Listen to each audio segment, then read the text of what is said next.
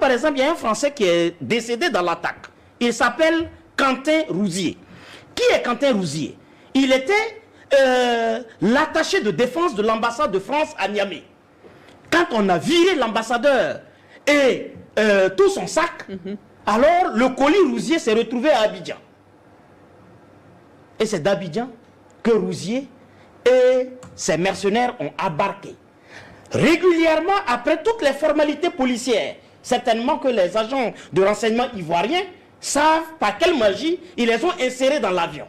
Donc, Tiani ne peut pas frontalement oser lever le ton à ce niveau s'il n'a pas régulièrement le fait que Rouzier est un agent enregistré jusqu'à ce jour comme agent de la DGSE française, ayant agi sur le couvert d'attaché de défense à Niamey, à l'ambassade, dont il avait une certaine connaissance du terrain et du dispositif français présent là où ils ont attaqué. Donc il a une fine connaissance. Et ensuite il était à Abidjan et c'est d'Abidjan qu'ils ont attaqué. D'accord.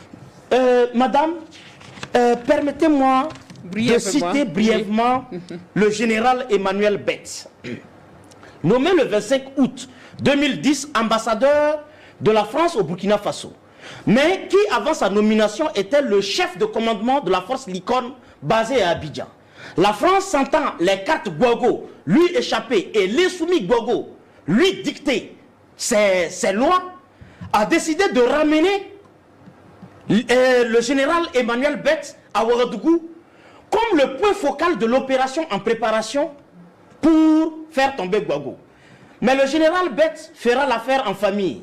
Il fera venir le chef de commandement de la force qui va attaquer la base aérienne de Laurent Gbagbo, la force Licorne.